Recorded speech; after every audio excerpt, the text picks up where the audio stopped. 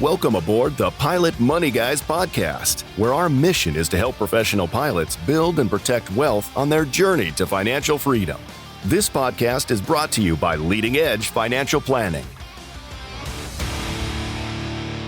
All right, welcome, Kevin, the Professor Gormley. Thanks for joining me today on the Pilot Money Guys. And we have not only you're not really a guest, Kevin. You're the co-leader, you're the co-founder, co-CEO, all kinds of roles that you play. So you're a regular on the Pilot Money Guys, and you're kind of famous too. So that's true.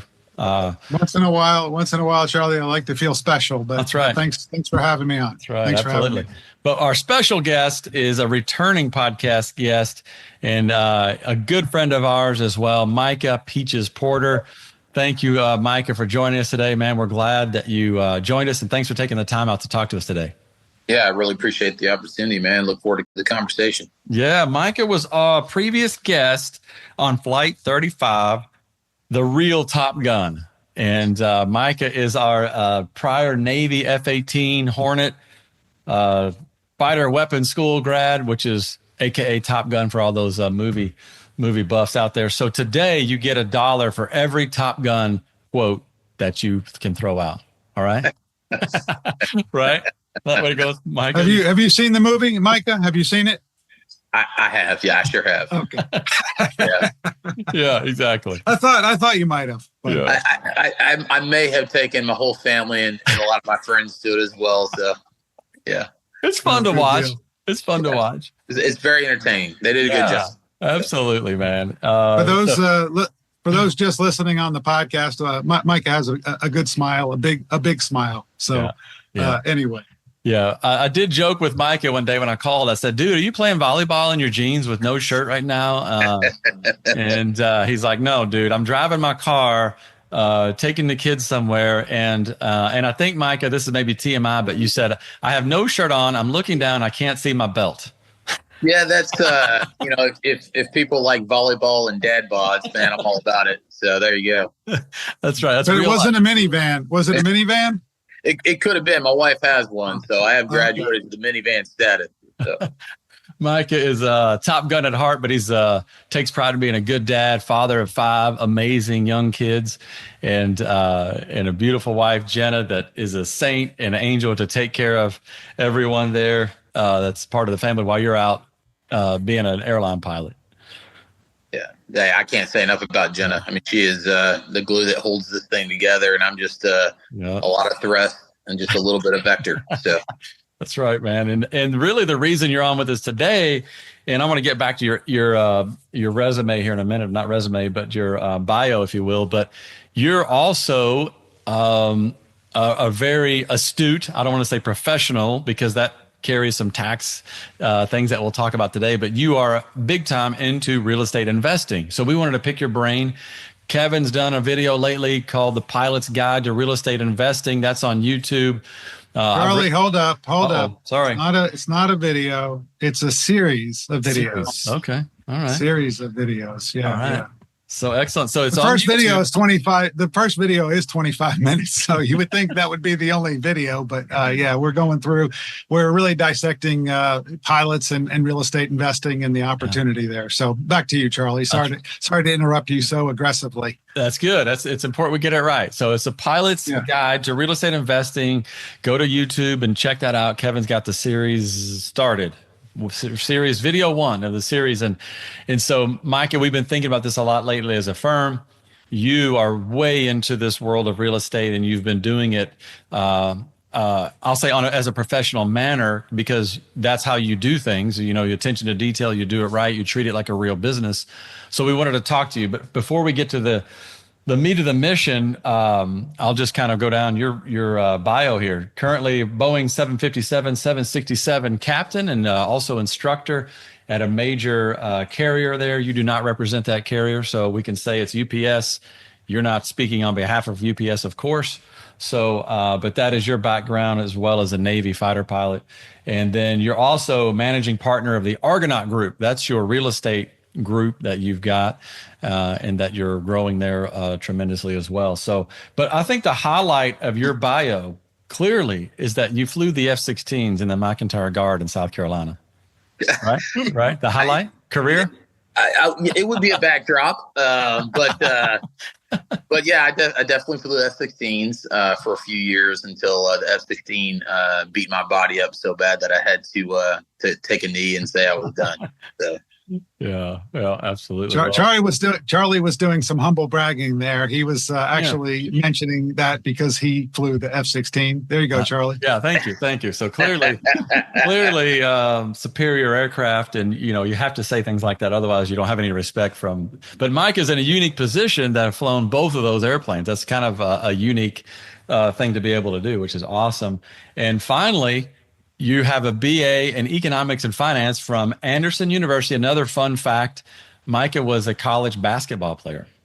I was. Yeah, I played 4 years of college basketball, and no one ever told me that I was 5'9" until I got to college. And then they said, you are 5'9". That's the end of the bench, man. Go cheer your team on.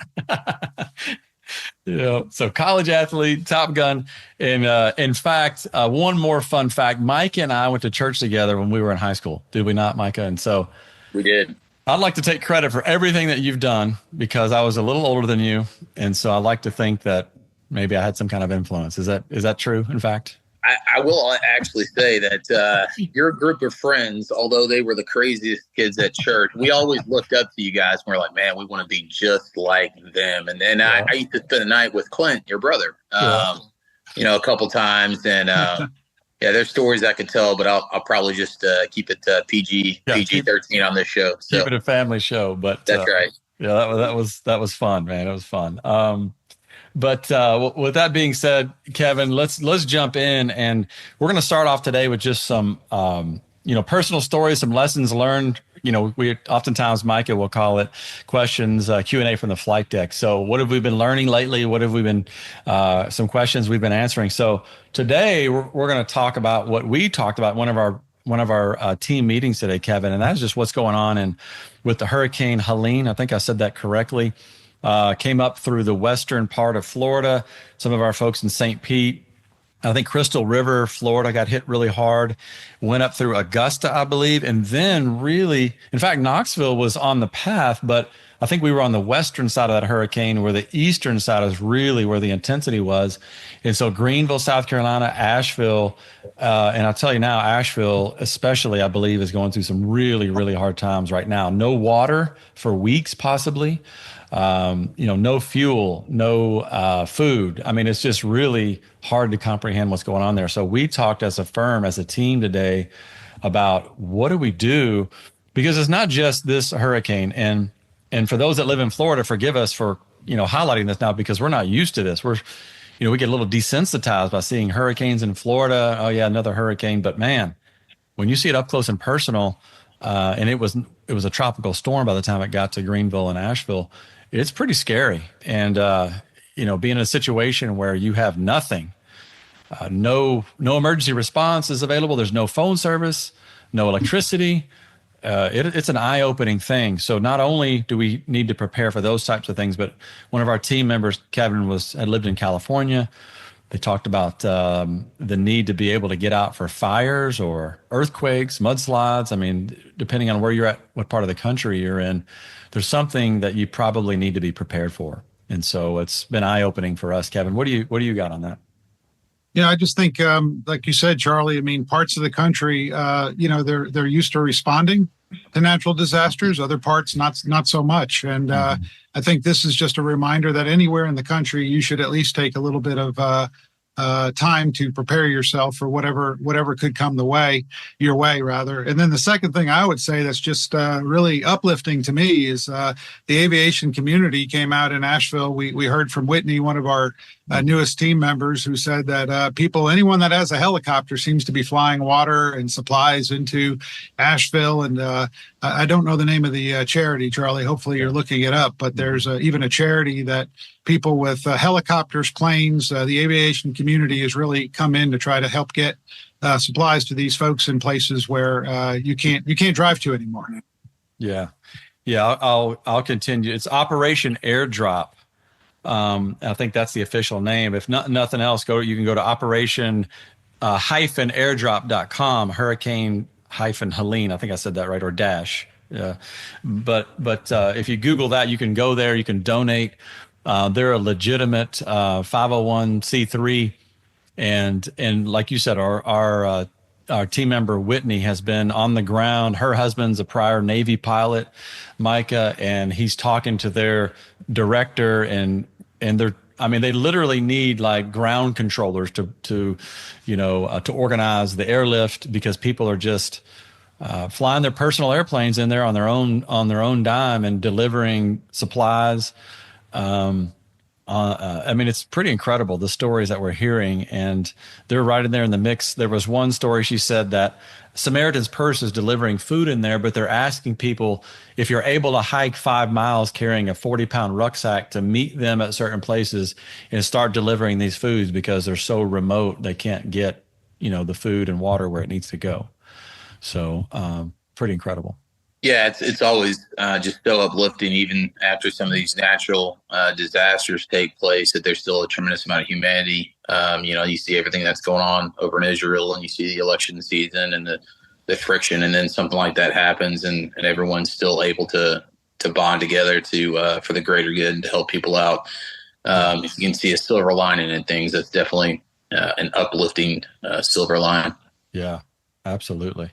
Yeah. Charlie, so I just have one thing that, I never know what to do in these situations. But one financial planner from North Carolina I read was just helping people fill out forms. And that is something, if you're listening to this podcast, if you've had trouble with this and you have a bunch of FEMA forms or other forms, maybe insurance forms you need to fill out, we would love to help you. That's one thing that CPAs are good at. Filling out forms, and reading instructions how to fill up forms, which is sometimes even more painful. Yeah, absolutely. Now, and this podcast comes out, on a little delay, so it'll be a couple of weeks since the worst in Asheville, but nonetheless, it's going to take a long time to recover from this. In fact, they're talking about weeks before water gets to everywhere, clean water anyway. Infrastructure gets returned. I know Interstate 40 from Tennessee to North Carolina, half of it's washed away. So it's pretty incredible. This is a message from Whitney. I'll just say this just in case it's still applicable in a couple of weeks. I think it will be. But if anyone is asking for a reputable organization to donate time or resources, Whitney says, I can personally recommend Operation Airdrop. I don't work for them. Obviously, they don't know me from any other volunteer out there, but they are truly saving lives and getting supplies directly into the hands of those that need it most. So it's incredible. And Whitney's incredible. Her and her husband are right there in the middle of that stuff. And it's been really fascinating. And like you said, Micah, pretty uplifting to hear those stories. So, Kevin, from the financial, let's talk preparedness. Maybe financial, maybe a little bit of practical. What are some things that you have learned from this that we could all do that we talked about today? Well, I think the biggest shock to me was what Mark Covell said, who lives in Nashville. He said, money, getting cash. He said, you don't know how much we're electronic now. And, who carries cash anymore? Mm-hmm. It's like, stick them up. Give me all your cash. Sorry, I don't have any cash. You can take the credit cards. But Mark said that was horrifying today, that, there were lines at the ATM, like those gas lines that we've seen in the past, because it's now a cash society again. So I think having a little bit of cash somewhere might be good. Micah, what do you think? What are the things that you think you need to be prepared with? In a lot of ways, just a proper insurance structure in your life.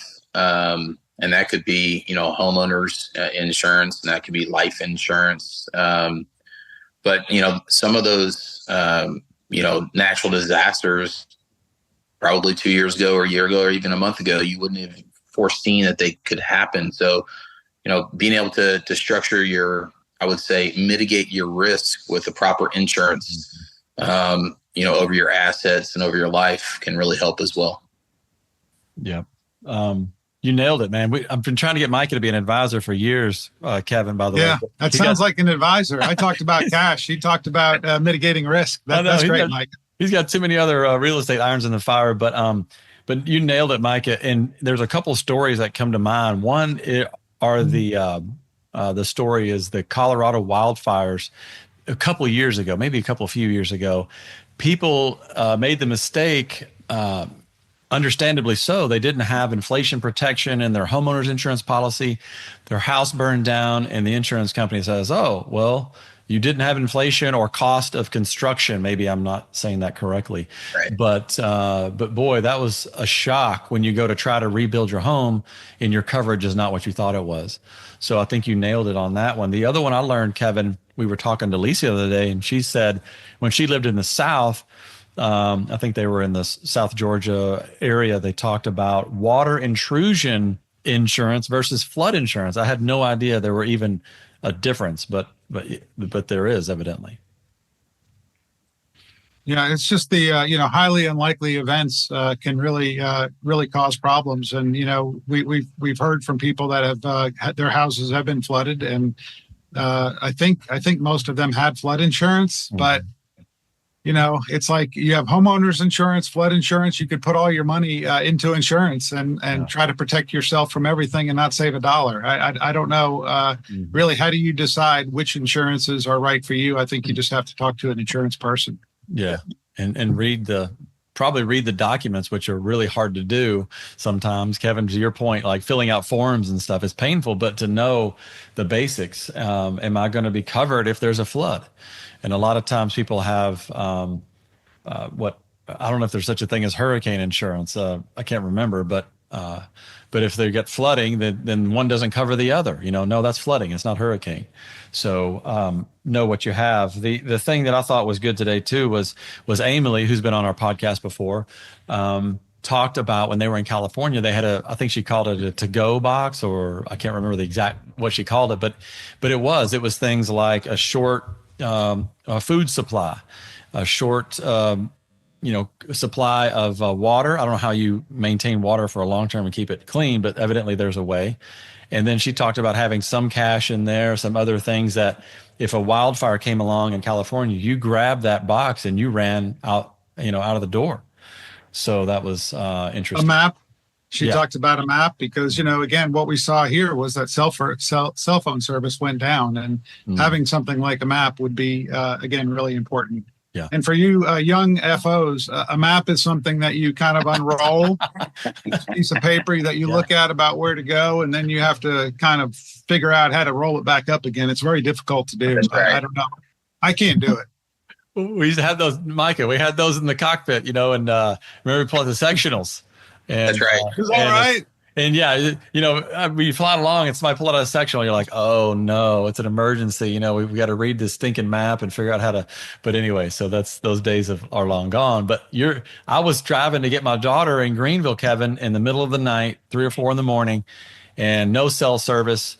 And luckily, I could still see the map function on my phone, though, if I expanded. But yeah, to your point, man, it's the stuff. All that stuff goes away when electricity's out, cell phone towers are down, no gas at the gas station. So I did learn you can download maps on Google Maps. Yes. So before someone kills us on that, I did learn that that's true. Yes. And my phone's a little old. And I was told recently that, dude, get an upgrade on your phone and that stuff won't be an issue. In fact, Kevin, I'm using it as an excuse to upgrade to an iPhone 16 because it has, I think, some kind of satellite texting that can work even with there's no cell phone towers, I believe. So, Charlie, is your phone still the one with the rotary? That's like yes, it is. It's cord attached. I would say it's a flip phone, but now we have flip phones that are actually all glass or whatever. So right. I'm out of touch, but anyway. So yeah, I clearly learned that I was lacking in that area, and that's a little unnerving when you're in the mountain roads in the middle of the night and hoping you're going the right way. So, but anyway, Kevin, Micah, anything else on that? I mean, there was just a lot of lessons learned there that we, I can personally do better as well.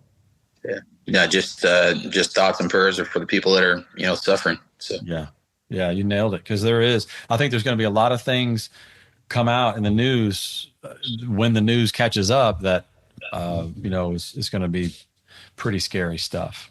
So, all right. Well, let's transition over to the meat of the mission, and we just want to help our pilot audience understand what it really means to be a real estate investor. Is it right for you as as a pilot? Is it the right thing to do? Is it a good side gig? Is it a good way to get tax deductions? We're going to talk to that a little bit. But I will say that we've already talked about, Kevin, your video series on YouTube, A Pilot's Guide to Real Estate Investing. But Micah, kind of just starting with your story, the first thing I wrote down when I was thinking about this discussion was like, tell me the why. Why do you do it? What's your motivation and your mission for real estate investing? Sure. Really my mission, besides, I like to not just think about real estate, but I just like to think about building wealth, right? A long-term, sustainable wealth. And I think real estate is a big category to that. And so obviously, that my backgrounds, my brothers and I grew up with a single mother, and we grew up very, very poor. We didn't really have a financial sense that was given to us. It was something that I had to learn the hard way. And so from that, my mission in life is, and I'm just going to speak to this, is breaking what I consider a generational curse on our family, breaking the mismanagement of money, and be able to teach my children how to effectively manage money as a tool, not as an identity, but how to use that tool, whether it's to give or whether it's to invest or whether it's to, build. But that's really the reason behind my investing is hopefully one day I'll be able to give them something that I didn't have, and I can also teach them how to use it and be good stewards of, what I think of as what God gives us as a tool to use for good. So that's really my mission. Nice. Dude, we could have a podcast on that alone. That's good. Yeah. Wow. That's great. That's a great mission to have. And, the teaching part, I think, is the part that really I find fascinating, enjoyable, motivating, because most of the stuff our kids see us do and what we think about is really what we pass on to our kids. It's not just the money that we might be able to pass on to them in the future. Well, I love that you have a strong why in what you're doing. And I think that is a great lesson in and of itself for those pilots that are listening, that are thinking about going into real estate investing. I think you better have a strong why. Some people kind of enter that world nonchalantly. And I think, Micah, from my experience, it's a lot of work. And we'll talk about it in a minute. But you dedicate a lot of time and efforts. You're very intentional about it. That's why you're on this podcast, because you treat it like a real business. And you're very methodical about what you're doing. I would say that I'll throw myself in there as an example. I just stepped into it occasionally, like, oh yeah, I have this house, maybe I should keep it. And inevitably, it kind of wasn't valuable to me because of all the other things that went with it. I did not have the why that you just described. And so I think that's a great first step. Yeah. And just to be, frank, it is not my full-time job. And, when I tell about my real estate investing journey, I consider myself a medium fish in a very small pond. There's levels to everything. There's levels in aviation, and maybe I was able to get to one of the higher levels in aviation. I don't consider that in real estate. There's so much to learn. There's so many friends that I have that are so far above and beyond where I probably will ever be with real estate and with investing. But that being said, I've learned a tremendous amount in the last 7 years, and hopefully I can give some lessons learned and some wisdom on the podcast. So. Yeah, absolutely. And, we'll get into some of the hardcore kind of nuggets here in a minute, just to help people determine if this is worth it to them and what things they should think about, what steps, what are the advantages and disadvantages. But big picture from you right now, are there things right now that you wish, hey, I wish I'd have known this when I started, and anything like that stick out in your mind, big picture lessons learned like that? I think that anytime that you embark on a journey, you can look back and say, wow, I can't believe, I didn't know that, or I'm so thankful that I learned that, so on and so forth. I put investors in real estate into different categories. I put them as professionals, or I put them as hobbyists, right? Mm-hmm. And ultimately, it comes down to how much time you're willing to spend, right? There are ways to passively invest in real estate, and there's ways to very actively invest in real estate. But I think the biggest lesson for me was I can't be everything to everybody. So I can't be a great property manager, and I can't be a great accountant, and I can't be a great investor, and I can't be a great banker. So surrounding myself with people that can fill those roles for me, can be a good property manager, are a great banker, is a great accountant, so on and so forth, building that team and leveraging their talents really allows you to expand and focus on the investing aspect, vice all the other aspects that actually go into real estate. Yeah. Let me follow up with the question of what do you think you're good at, Micah? I mean, you're building a successful real estate business. What do you think you are good at? What are the things that you enjoy? What brings excitement to your day? You know, people could probably challenge me on this, so I'm looking at it from my perspective. But you know, I think one of the biggest capitals or pieces of capital that I have is relationships. People know that, you know, if they partner with me, then I'm an honest broker. I'm not always looking at it from my angle. I'm trying to look at it from every angle. So relationship building, I think the honesty aspect, people want to partner with people that are honest. I do believe that I have enough capital to bring to the ball game that I can contribute and be a partner. And then I'm a pretty good, and not just in partnerships, but I think I am a pretty good organizer when it comes to, you know, just making sure the big picture is taken care of, the 60,000 foot view. On the flip side of that, I've proven to myself over and over that I'm a horrendous property manager. So I don't want to be anywhere close to property management. I'm not a great accountant, although I'm pretty decent with numbers. I try to do business accounting there for a second. I've used you, Kevin, and I'm goodness gracious, that was so far over my head. So there are a lot of areas that I'm not good at as well. But I think, you know, probably the relationship, the trust, and the capital I can bring is probably some of my larger strengths. Mm-hmm. Yeah, that's good. And so tell us a little bit about how you operate then, because I think you operate as a partnership. Is that right, Micah? I'm not totally familiar with your real estate. If you can go through that, and also tell us how you named your partnership, because I think that's kind of interesting as well. Sure. You know, the journey for me began about eight years ago when I was getting out of the Navy and transferring over to UPS and the Air National Guard. My brother and I, John, and our families, my wife Jenna and his wife Sarah, had always wanted to really get into real estate. And so, of course, I picked the perfect timing to start our business right when we had twins and we were moving from South Carolina to Indiana, which was an other, to say the least. But from there, we started out with single family homes.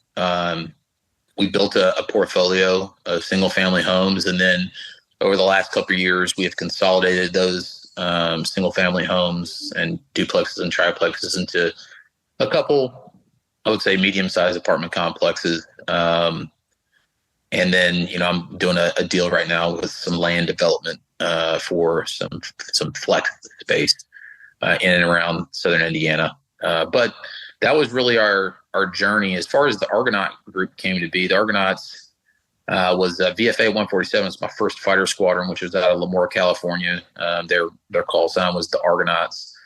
And so I wanted to, you know, give something or a name to my past history or whatnot. And so that's where the Argonaut group came from. And luckily, John was kind enough to say, yeah, Micah, you can feed your ego by calling the Argonaut group. So that's where it began. Yeah.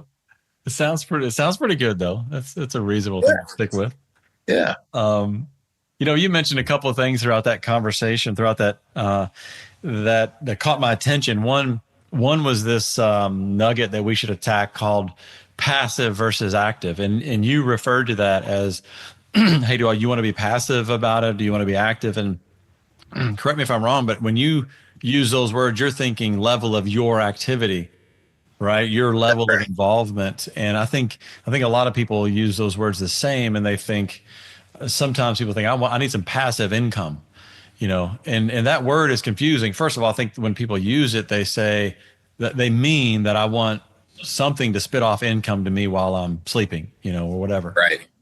And then active means, hey, I'm working at this. But there's also, Kevin, this is where you can jump in.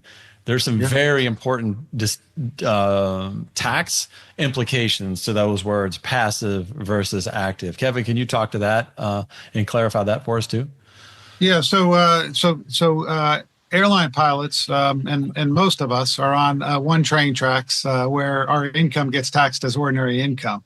Okay. And so we think that if we get a rental real estate, maybe we'll still be on that same track. And we're not. We're on something called the passive income track, which this all came out in the 80s. All these people were doing partnerships and losing a ton of money on paper and saving a ton of taxes. So all of the real estate carve-outs came out of that, where if you lose money in a passive, and I'm doing hand quotes for those that can't see me, passive type income, can't deduct losses versus your ordinary income. And so do you have a follow-up, Charlie? No. I mean, I'm listening, but you distinguish. I just like to, repeat back what I heard you say. Like, you're on one track, and that is, let's say, maybe airline income. And then the other track might be your, what we quote, you did air quotes, passive rental real estate income. And sometimes those two tracks cannot cross. Is that a good way? Not sometimes. They just can't. Now, if you make less than $150,000, you are able to deduct losses in real estate. But for the most part, none of our pilot clients are going to be in that area where they can deduct real estate losses. There's a passive exception for people that make less than 150. Yeah, absolutely. Micah, you and I have been down this path before, and you all could be that exception. I know Jenna is a real estate professional. She's been in the real estate world before, so there are some exceptions. But I think, a big scheme of things, Kevin and Micah, I'll throw this out in that a lot of times we see one of our pilots go out and go, hey, I got a real estate property. I'm like, yeah, cool, that's awesome. And I bought a skid steer for my rental property, so I'm going to deduct that. And I bought a new truck, so I'm going to deduct that. And I'm like, well, not so fast because of the tracks that Kevin's talking about. It's not so easy to take those rental losses, if you will, and deduct them from your airline income. And so that's really where it gets quite complicated. But Micah, what's been your experience there? You've been down that path. You've talked to attorneys. You got a very specific tax professional that's real estate. What's your experience there been? No, I agree with everything that you said. I think it is, I take a look at W-2 income. It is by far, again, this is my opinion, by far the hardest to shelter from taxes. It's also the least risky, but one of the hardest ways to build wealth is W-2 income. And that's because of the taxation burden on that income, right?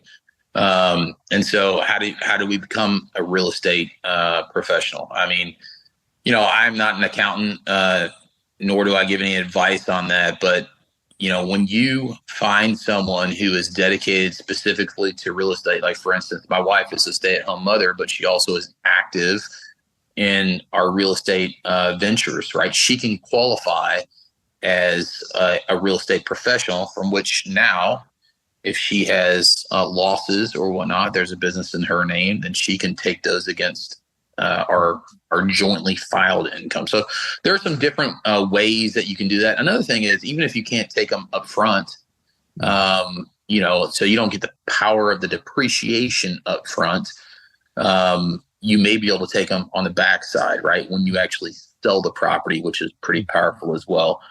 For instance, I own a couple properties. I did a deal about 1.5 years ago where I bought 3 houses. And through those 3 houses, I didn't know what I was going to do with them, but I know I got them for a tremendous deal. And so over the 6 months, I rehabbed them, I flipped them. I wound up selling for about $150,000 profit in 6 months, in which point now it opened up some of the other losses that I had that I could take them, and I wound up not paying much taxes at all on that specific income. Now, I will defer to Kevin on everything real estate because, again, I'm not an accountant, but my accountant was able to save me a tremendous amount of taxes on the sale of those properties. So. Well, I think what you just said, everything I agree with. So the first delineation, Charlie, that I think is so important is thinking that you're going to get real estate, lose money in real estate. And, the depreciation shield is a real thing. I mean, it shields you from income. So real estate itself can be a great investment, but just thinking that you're going to do all this bonus depreciation because you heard from someone that you can do that and shield your W-2 income, that's not a thing. But I think what Micah then went on to say is that real estate itself is a tax preference item. It really is. And you can use depreciation shield during the years that you rent it. And then you can 1031 exchange the property and not pay taxes then. And also, not to mention what Micah said about grouping properties together. And when you group properties together, if you lose a bunch of money on one of them and you sell the whole lot of them, you can not pay taxes on it. So there are multiple ways to make money and use the tax code, as Micah has said. I think the key misunderstanding for people, though, is that they think it's going to save me on taxes on my W-2 income. I'm sure tired of looking at my tax return, seeing that I'm paying 25, 27% taxes. And then people tell me I should get into real estate, and I think that it's going to save me on that. It's not going to. The last thing I'll say, Charlie, just to drone on one more time, is that real estate professional designation that's a thing too. That's a real thing, and it's not easy to get. But if you do have somebody that's going to dedicate themselves to real estate, as Micah does, I think that's a fantastic way to be able to take losses. And Micah, have you done any cost segregation studies, or have you done any of those types of items, or is it more long-term rentals?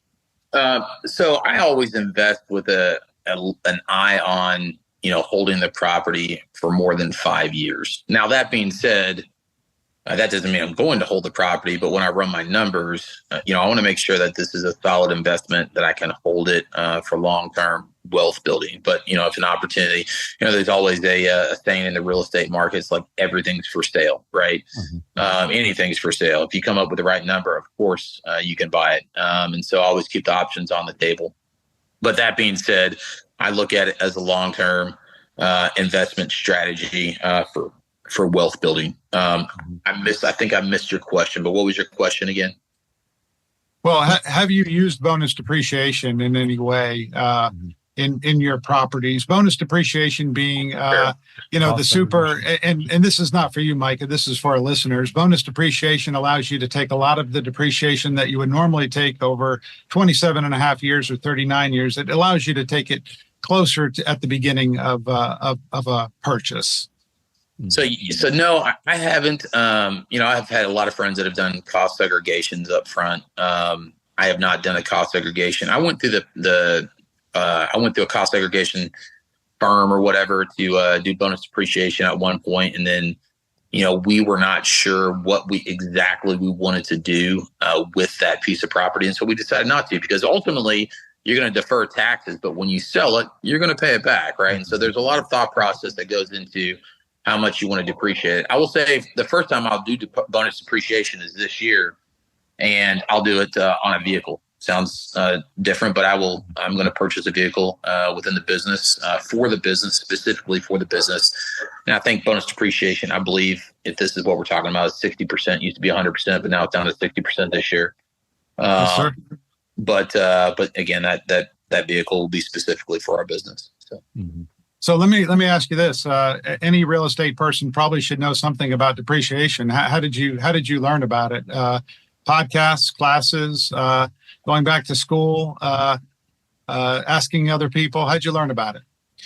I first started off with a podcast called Bigger Pockets. Listened to that pretty religiously. There's several books that I read. There's a great book just called Hold. I think it's by the founder of Keller Williams.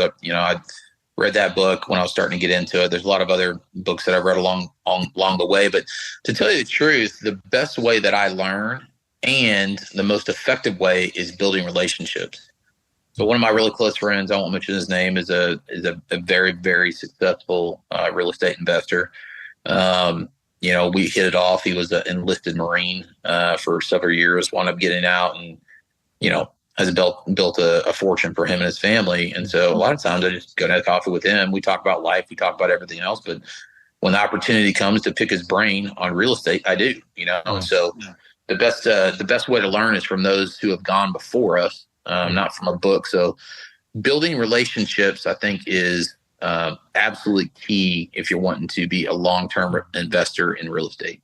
Yeah. Hey, Micah, what was the name of that podcast? We'll put it in the show notes. Bigger Pockets? Yeah, the Bigger Pockets podcast. Okay, all right, got it. Bigger Pockets podcast. I'll put a link to that in the show notes. What I love about, this is a pro in the column for the real estate investing. And by the way, I'm negatively biased towards real estate investing.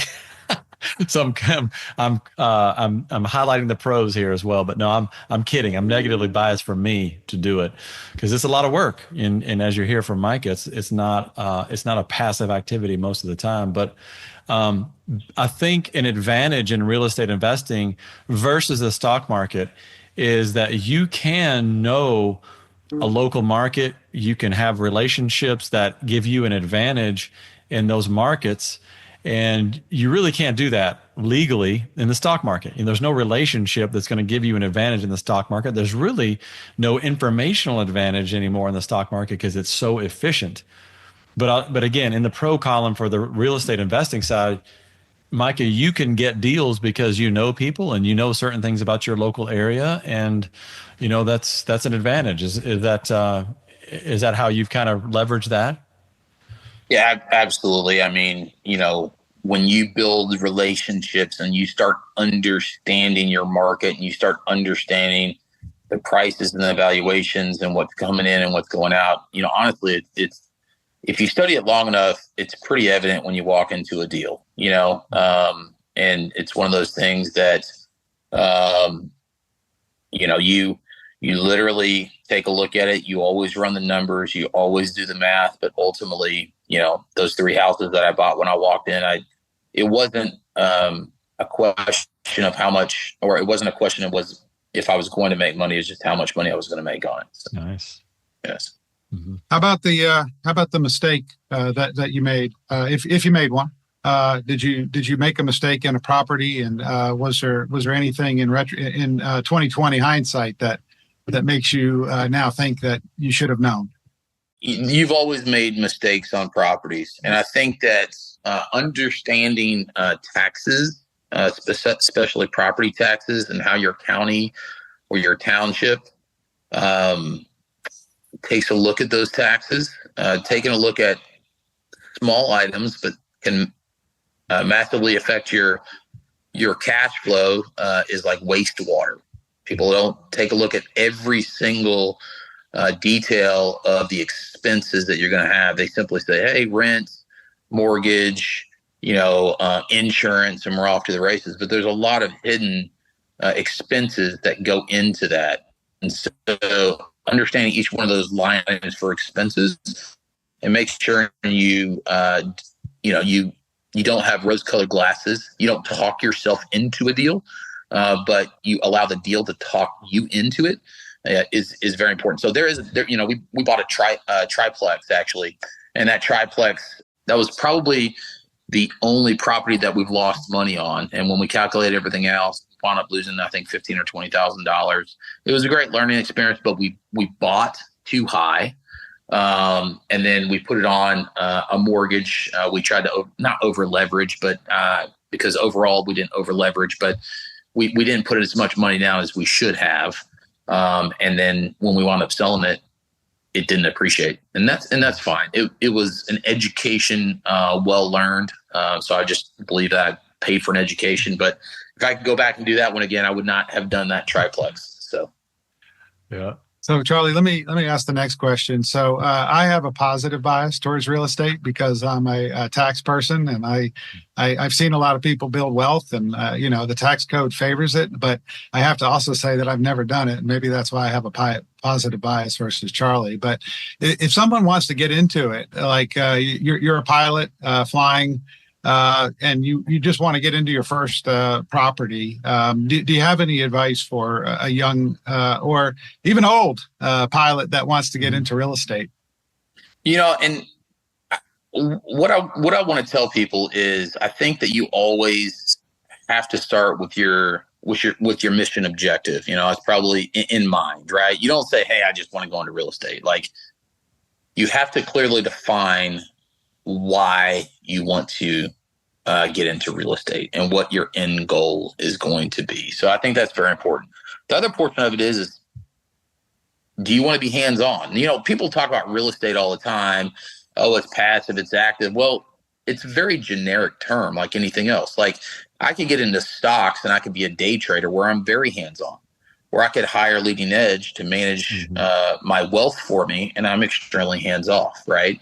And so that's the same in real estate as well. Like, if you want to be a hobbyist and you want to buy a couple of rental houses, you are going to be more hands-on simply because you're going to be losing money if you're not. So you're going to be the property manager, and you're going to be, doing most of the banking, doing this and that. Believe it or not, the larger deals you get into, the more hands-off you can actually be, because you are partnering with people. If that's the way you want to go about it, partnering with people that have certain expertise, right? So maybe, again, I'll take my example of I'm good with relationships and I can bring capital to the table, but maybe there's a builder out there that's very good at building and he doesn't have quite the capital, but he has the building expertise. And so the beautiful thing about real estate is you can structure a deal however you want to in order to fit the different partners' needs. And sometimes that says, hey, I don't want to be in the day-to-day operations, but I do want to oversee everything. And so that's one way that you could be more passive.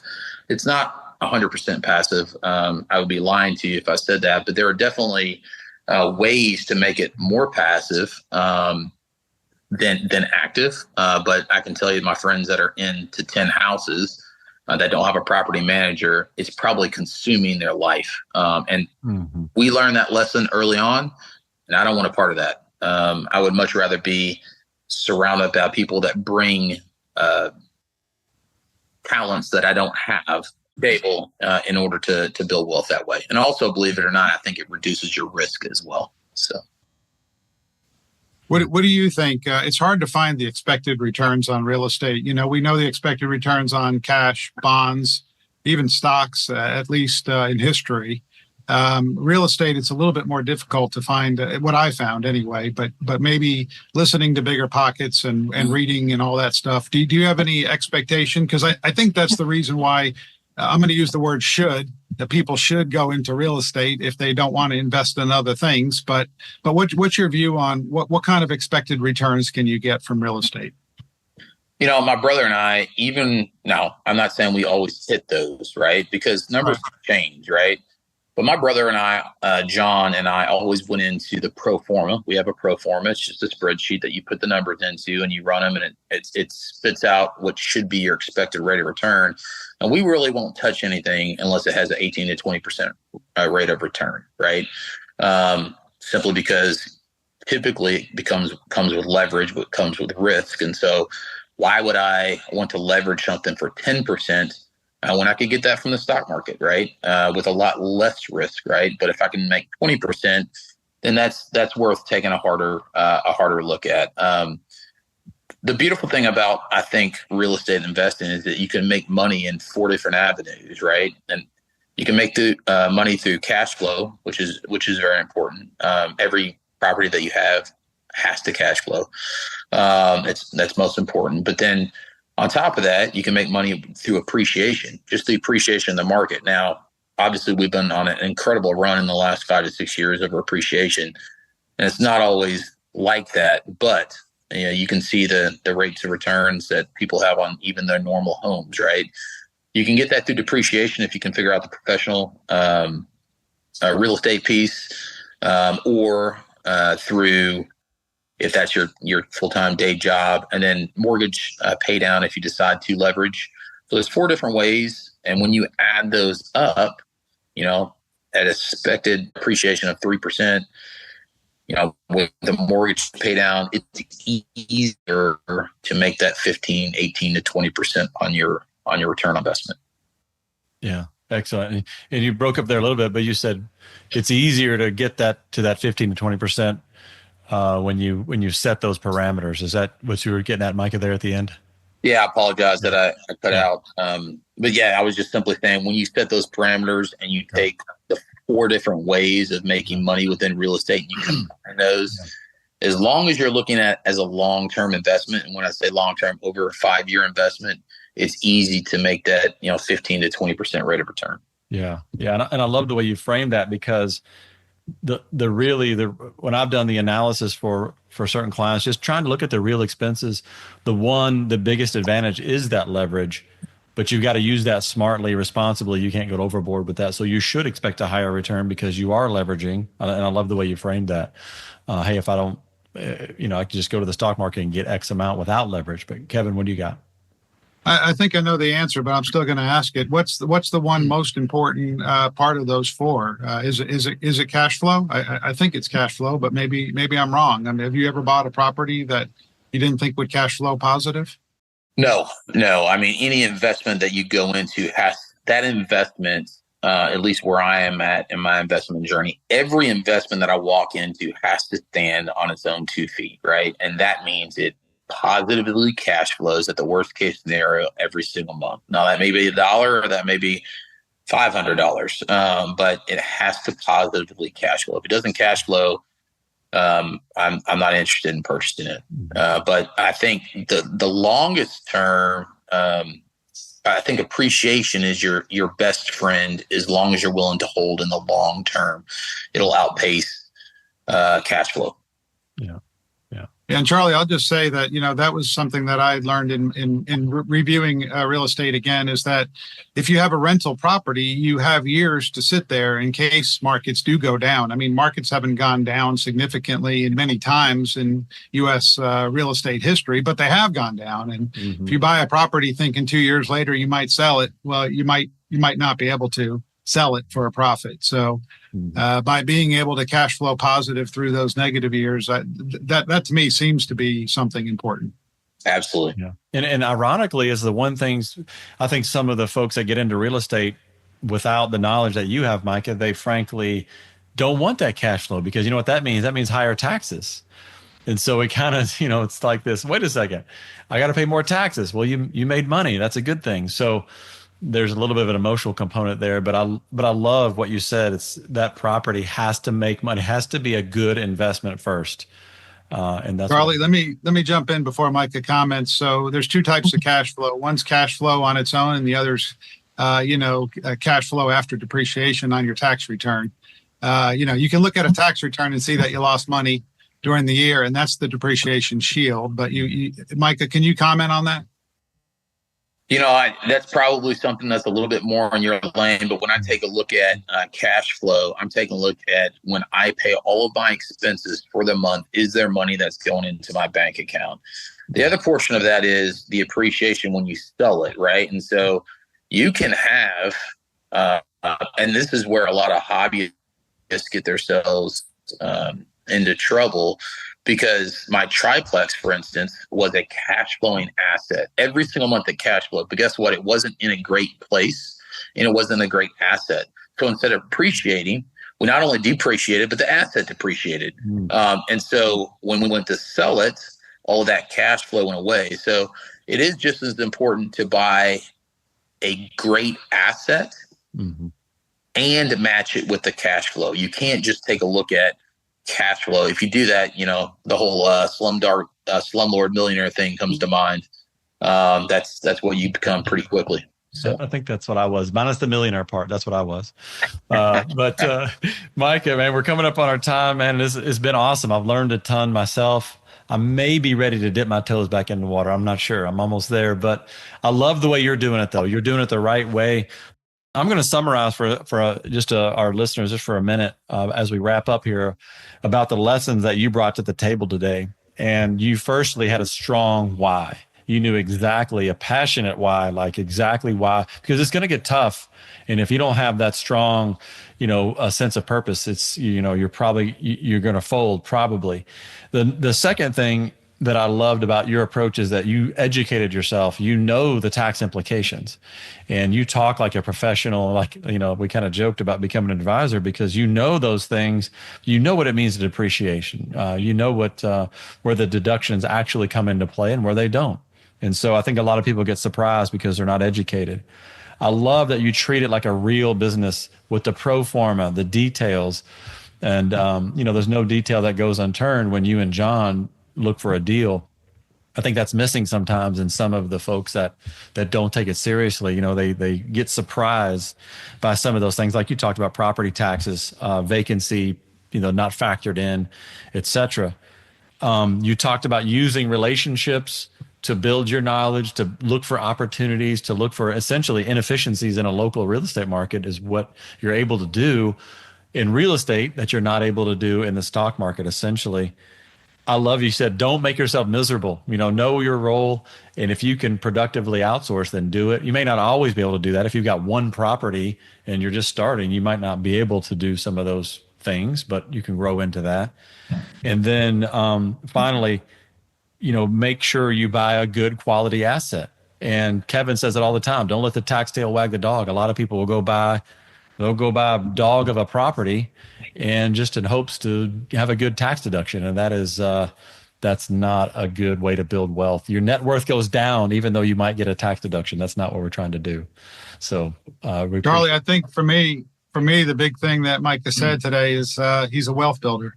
Yeah, that is what that's what I think people should get into real estate for, is to build wealth. I think a lot of the other things, tax deductions and all that kind of stuff, some people enjoy it.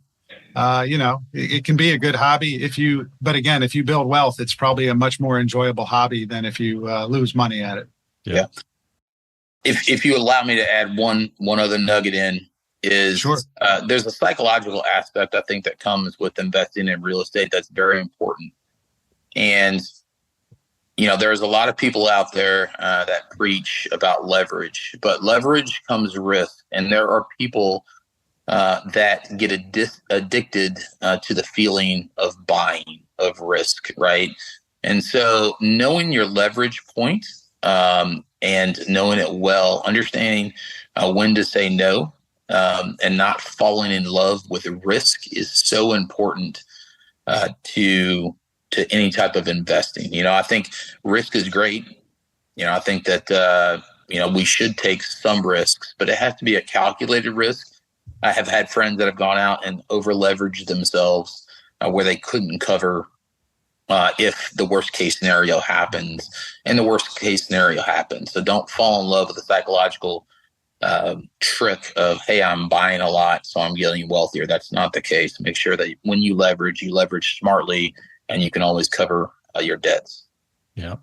Yeah. I think so. Smart leverage is what, and what's not smart leverage? How do you know yourself that you've passed the point of no return?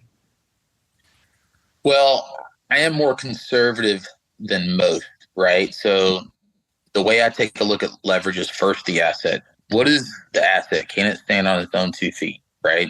If it can, that checks the first box, right? The second box is, could I cover the payment if for whatever reason everyone moved out of the apartment complex, right? Yeah, I can cover that payment, right? If everyone moved out. And then if they repossess it, which God forbid, would I pay the bank off? I have enough reserves that I could pay the bank off. And so I know the number that I have. And so up until this point, I'm not going to over leverage where I could not pay. I cannot fulfill the commitment that I made to the bank. Now, that being said, if I have an asset that has proven itself over 2 or 3 years, that is cash flowing, that the rates are locked in, and that is performing, will I move on to the next project? Yeah, absolutely, I will. But it has to prove to itself, or prove to me, that it checks those 3 boxes, or I'm not going to over leverage. So Micah, does that keep you from writing checks your body can't cash? You get $1 for that, man. Nailed Dang it. Nailed it. I've been waiting the whole time. Yeah. So, but Micah, no kidding. I mean, that's an ego thing. People want to buy, and man, it feels good. And I own 10 properties. That's right. If you're leveraged to the hilt, man, it'll come calling at some point. But Micah, man, it's been awesome. One thing I was confused about, though, I thought Argonauts were a band of heroes in Greek mythology. I didn't know they were a fighter squadron, so I apologize about that. Well, that's where the name came from. So yeah, cool. That's good. That's awesome. What I figured, Micah. That's what I figured. Thank you. Yeah. We really appreciate your time, Micah. Yeah. I appreciate each one of you and all the great work that you guys do at Leading Edge, and appreciate you having me on the podcast. Absolutely, Micah. Thanks so much. And, hey, like and subscribe, give us a review. It helps us to get this message out and help more pilots that are thinking about investing in real estate so they can do it the right way, like Micah and his brother John and the Argonaut group are doing. So, Micah, thanks again for the great words, man. You guys are doing it right. And Micah, do you have a social or a Facebook or a talk or something that people wanted to contact you? I'm on LinkedIn under Micah Porter, and then I'm on Instagram as well. But as far as Facebook, I'm not super active on the social media scene. So people can contact me there, but it'll probably be a couple weeks before I get back to them when I check it next. So, all right, man, you're busy. All right, thanks, Micah, and we'll see you next time. So long. Thanks, guys. Appreciate it. Hello, Pilot Podcast family. Charlie here. I just wanted to share with you something we've just recently developed. In the show notes, you're going to see the Pilot Wealth Index. We want you to check it out. Give it a shot. It's a quiz, a short questionnaire that allows you to understand, are you on track? We have a lot of people that say, hey, we just want to know if we're on track. Are we where we should be at this stage of our flying career, airline career, whatever it might be? How am I doing? Am I close to my peer group? Am I behind? Am I ahead? We've developed some questions, some metrics that we think if you go through this and check it out, answer the questions, you will have a very good idea of where you stand. We developed the questions that give an indication of, are you doing the right things you need to do to be prepared for an eventual retirement, and that one that can be profitable for you. So check it out in the show notes, the Leading Edge Pilot Wealth Index. We hope you give it a shot. If you have any questions at all, reach out. Happy to help. Charlie at leadingedgeplanning.com. Again, that's Charlie at leadingedgeplanning.com. You can call or text me on my cell, 865-328-4969. Thank you very much.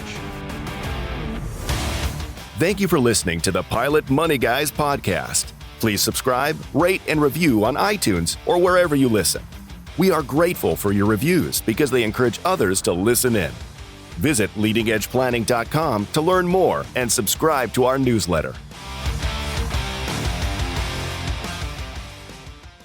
Leading Edge Financial Planning, LLC, LEFP, is a registered investment advisor. Advisory services are only offered to clients or prospective clients where LEFP and its representatives are properly licensed or exempt from licensure. For additional information, please visit our website at www.leadingedgeplanning.com. The information provided is for educational and informational purposes only and does not constitute investment advice, and it should not be relied on as such. It should not be considered a solicitation to buy or an offer to sell a security. It does not take into account any investor's particular investment objectives, strategies, tax status, or investment horizon. You should consult your attorney or tax advisor. The views expressed in this commentary are subject to change based on market and other conditions. These documents may contain certain statements that may be deemed forward-looking statements. Please note that any such statements are not guarantees of any future performance, and actual results or developments may differ materially from those projected. Any projections, market outlooks, or estimates are based upon certain assumptions and should not be construed as indicative of actual events that will occur. All information has been obtained from sources believed to be reliable, but its accuracy is not guaranteed. There is no representation or warranty as to the current accuracy, reliability, or completeness of, nor liability for, decisions based on such information, and it should not be relied on as such.